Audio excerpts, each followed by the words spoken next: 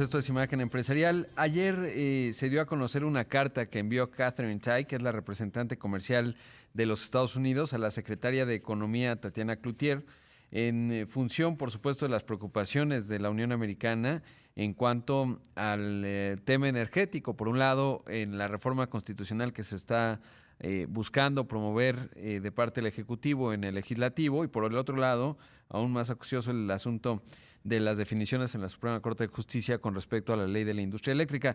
Para hablar de ello, le agradezco mucho a Juan Carlos Baker, académico de la Escuela de Gobierno y Economía en la Universidad Panamericana y además ex subsecretario de Economía. Le tocó negociar a Juan Carlos el TEMEC. Juan Carlos, ¿cómo estás? Buenos días. Gracias por Rodrigo, ¿qué tomar la tal? llamada. Encantado, gusto de saludarte, buen día. Oye, pues, ¿cómo se ve, sobre todo el tema de la Suprema Corte de Justicia? Porque, pues, si se declara constitucional la ley de la industria eléctrica, esto va a provocar que se anteponga con lo que tenemos en el TEMEC, así lo puede interpretar Estados Unidos, y jurídicamente no sé qué es lo que va a predominar en ese escenario, porque, pues, el acuerdo está en el mismo nivel, digamos, que la Constitución. Yo creo que aquí, Rodrigo, desde luego, primero tenemos que esperar al final de las discusiones de la Suprema Corte que pues se iniciaron el día de ayer, pero no concluyeron. Todavía el día de mañana están abordando este tema. Sin duda ahí el resultado que vayan a ofrecernos nos dará mucha más claridad respecto de cómo queda este ordenamiento vis a vis los compromisos del tratado y pues también la propia reforma constitucional que está en estos momentos ya propuesta y que hay incluso un dictamen en Cámara de Diputados, ¿no? Aclarar solamente que de acuerdo a la jurisprudencia, Ujú. la Constitución está por encima de todos los ordenamientos legales, no hay Ah, nada por claro. encima de la Constitución. Los tratados internacionales están inmediatamente debajo de la Constitución. El TEMEC, por supuesto, sería uno de esos ejemplos, pero también otros tratados que ha firmado México, el TIPAD, el CPTPP también estaría ahí, y luego ya el resto de los ordenamientos legales, ¿no? Ok. Ahora, independientemente de lo anterior, pues sí, efectivamente, lo que está discutiéndose en la Suprema Corte, la ley de la industria eléctrica, pues tiene disposiciones que van en contra de las obligaciones internacionales del TEMEC. Entonces ahí sí tendría que hacerse algún tipo de reconciliación posteriormente, como la propia embajadora Catherine Tai lo señala en su carta, una vez que pues tengamos claridad qué es lo que va a pasar. Aquí seguramente habrá un constitucionalista que nos pueda explicar y a ti y a mí, pues cómo fue el proceso sobre el cual la Corte abordó la ley, porque pues no toda la ley es inconstitucional, algunas partes sí, algunas otras partes no. En lo que se vio ahí en el debate en la Suprema Corte, pues había un número de ministros que estaba completamente a favor de que se declarara la ley como en contra de la Constitución, había otros que estaban a favor de que se decretara como consistente con la Constitución y había algunos que tenían reservas. Entonces, bueno, es un capítulo que no ha terminado. Claro, no, y qué bueno que aclaras el tema de la Constitución. Es decir, si Estados Unidos, digamos, como ayer lo expresa o lo deja entrever Catherine Tai en su carta, ¿cuál es la herramienta a la que podría recurrir? Porque, bueno, pues tenemos los paneles, etcétera, pero siendo un ordenamiento constitucional, pues, digamos, ¿qué le queda a la Unión Americana y a Canadá? Que, por cierto, también ayer Justin Trudeau pues se va a conocer la semblanza, digamos, de la llamada que tuvo con el presidente de México y además del tema de Ucrania, por supuesto, abordó el tema de la energía en México. Sí, mira, yo creo que la carta de la embajadora Catherine Tai es muy reveladora porque toca o aborda directamente tres temas que han sido parte de la narrativa con la cual se ha manejado toda esta iniciativa de reforma del sector. Primero, que el TEMEC no contenía obligaciones en materia del sector energético y pues la carta claramente dice lo contrario. Ujú. Segundo, pues que Estados Unidos estaba de acuerdo o al menos que no se oponía a este tipo de reformas y pues otra vez la carta deja ver que ha habido conversaciones sobre ese tipo pues desde hace un tiempo ya. Y finalmente el último elemento de la narrativa también nos había dicho que pues incluso si había algún cambio en la ley que no habría demandas o que no habría consecuencias económicas, y pues la carta no solamente desmiente eso, sino que incluso hasta ya le pone un monto, ¿no? La embajadora Katherine Tai habla de 10,000 millones de dólares. Y pues por aquí es donde empieza un poco a darse los elementos de tu pregunta, o sea, ¿qué tipo de herramientas podrían existir? Básicamente son dos. Por un lado, hay un procedimiento de solución de controversias general entre gobiernos, porque pues obviamente estos señalamientos se refieren a una obligación del Estado mexicano, entonces sería una violación del Estado mexicano de los compromisos contenidos en el TEMEC, y pues bajo esa perspectiva nos podrían iniciar un panel de solución de controversias, y pues si el panel decide que efectivamente México violó sus compromisos y no los cambiamos o no ajustamos para no violar, pues Estados Unidos tendría la posibilidad de incrementar aranceles a nuestras exportaciones, como ha sucedido en otras ocasiones, ¿no? Entonces sería una vía, la vía entre gobiernos. La segunda manera en la que se podría también pues ver una consecuencia económica de esto es que algunos inversionistas en lo individual, según lo que dice el capítulo 14 del TEMEC, consideren que pues se han violado sus inversiones, que México ha violado el compromiso de proteger sus inversiones, y que inicie procedimientos en lo individual. Esos procedimientos se llaman inversionista-estado, en donde pues cada compañía va y pone su propio caso, y hay un panel de arbitraje que decide si efectivamente sucedió o no. Ahí, como cada caso es diferente, porque pues cada empresa son montos distintos de inversión, son distintos niveles de progreso, algunos ya estaban funcionando, algunos apenas estaban abriendo operaciones, algunas otras empresas a lo mejor tenían un CEL, un certificado de energía limpia, que también se canceló. En fin, cada caso es distinto. Entonces, pues por eso esos se manejan en lo individual. Habrá algunas empresas que quisieran demandar, habrá otras empresas que no, a lo mejor, pero serían básicamente esas dos vías, Rodrigo, la que prevé el capítulo 31 del TEMEC, que es un panel, como te menciono, entre gobiernos, y el otro, el de inversionistas, que esos están previstos en el capítulo 14 del TEMEC.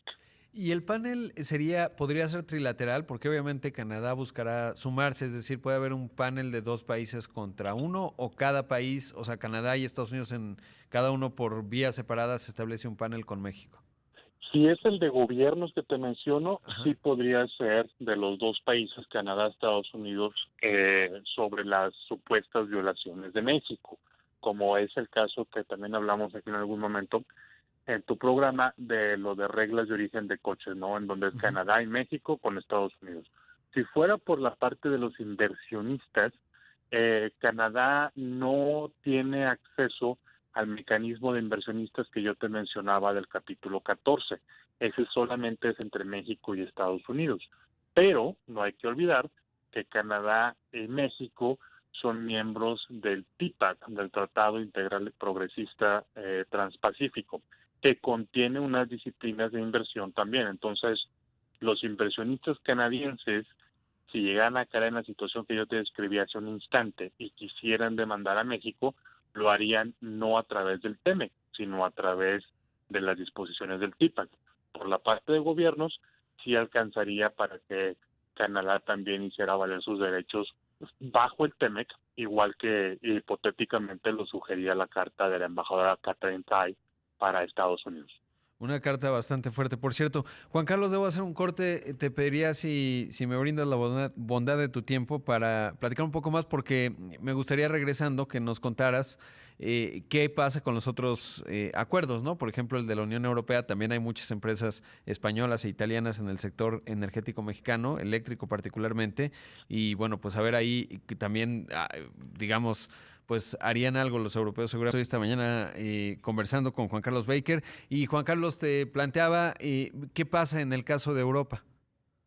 Sí, bueno, como comentamos hace un instante, hay en el caso de TEMEC esas dos obligaciones o esas dos maneras de discutir y eventualmente, bueno, pues pelear, si esa es la palabra, posibles violaciones de México. En el caso de Europa, México también tiene un tratado con los países de la Unión Europea, pero ese tratado pues data del año 2000. Ujú. Entonces, digamos que no es tan moderno o no es tan amplio como si es el TEMEC. Por el año en que fue negociado, pues no contiene la reforma energética del 2013. En el argot negociador diríamos que no se ha consolidado esa reforma en el acuerdo con la Unión Europea. Hay una versión nueva de ese acuerdo, pero pues todavía no ha sido ratificada y por lo tanto no está en vigor. No obstante ello, México ha negociado lo que se conoce como los acuerdos de protección de inversiones. Esos son acuerdos individuales, regularmente es un paso previo a negociar un tratado de libre comercio, y México pues tiene acuerdos de protección de inversiones con países como España, como Alemania, como Italia, Holanda, Francia, el propio Reino Unido.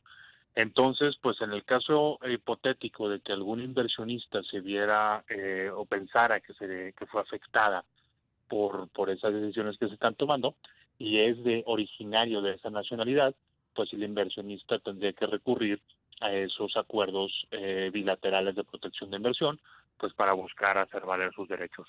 Pero pues esos acuerdos cada uno es diferente, no es, digamos, tan homogéneo como fue el TEMEC o como es el TIPAC. Y pues vaya, simplemente refleja que son parte de un acuerdo que se negoció hace muchos años, ¿no? Claro.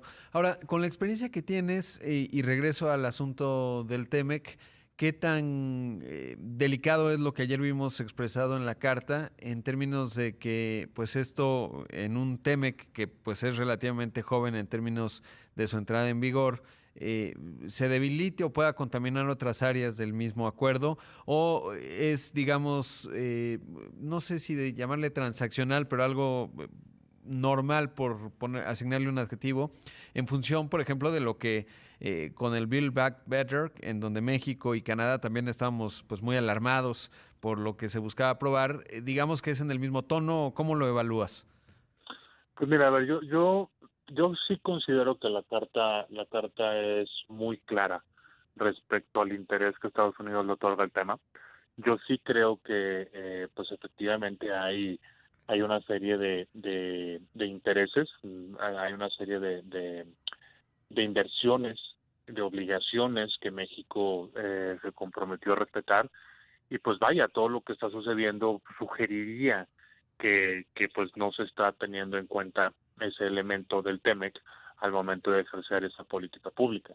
Entonces, desde esa perspectiva, me parece que Estados Unidos pues realmente lo único que está haciendo es pedir que México cumpla lo que se comprometió. Y en ese aspecto no creo que debamos ni de ejercer ni de no sé eh, no quiero decir sorprendidos, pero vaya, parecería como que nos sentimos hasta ofendidos de que se reclame que México no está cumpliendo con sus obligaciones, cuando pues yo creo que debería ser al revés, ¿no? El primer interesado en cumplir la ley deberíamos ser nosotros mismos, ¿no? Porque precisamente cuando pasen otras cosas que no nos van a gustar necesariamente, como esto de las reglas de origen, o eventualmente si Estados Unidos decide implementar ese subsidio a los coches eléctricos, del cual hablabas hace un instante, etcétera, pues México seguramente recurrirá a las mismas instancias. Entonces, las reglas aplican de manera pareja para todo mundo. No podemos esperar o no deberíamos esperar que las reglas solo apliquen cuando nosotros las queremos. Tampoco me parece que sea racional pensar que podemos gozar de todos los beneficios del tratado, el acceso libre de arancel al mercado estadounidense, el atractivo a la inversión que nos otorga el TEMEC, etcétera, y al mismo tiempo que pues no queramos cumplir con lo que ahí dice, ¿no? Entonces, yo no lo llamaría transaccional, definitivamente es algo que va en línea con los compromisos, es algo al cual México también tiene derecho. Esto no es una acción completamente unilateral de Estados Unidos, ni están dañando nuestra soberanía, ni nada así por el estilo. México fue el que se comprometió a ello. Y pues bueno, no sé, espero que esto no contamine otras áreas del tratado, no tendría por qué hacerlo. Pero pues desde luego lo peor que nos puede suceder es que haya una escalada en la cual pues como un país viola, entonces el otro también va a violar, y entonces va a haber una tercera violación y así sucesivamente. Los mecanismos son para utilizarse, pero pues desde luego lo último que queremos es que se utilicen demasiado, porque eso querría decir que caíste en una espiral de demandas, cuando realmente lo que tendremos que hacer es pues enfrentar la competencia que viene de Asia. Tendríamos que estar pensando en cómo va a ser Norteamérica una región más competitiva. En fin, la agenda debería estar en otras cosas, no en estar discutiendo nuestras violaciones, ¿no? Por supuesto. Juan Carlos, te agradezco mucho como siempre y la verdad es que aportas mucha luz, digamos, en toda esta situación y sobre todo, pues justo identificar exactamente en dónde está qué, a propósito, bueno, pues de la coyuntura que está atravesando México en esta discusión del sector energético. Muchas gracias, te mando un abrazo. Igualmente, Rodrigo, siempre a tus órdenes. Muy buen día. Ahí escuchamos a Juan Carlos Baker, ex subsecretario de Economía, negociador del TEMEC justamente y académico de la Escuela de Gobierno y Economía de la Universidad Panamericana.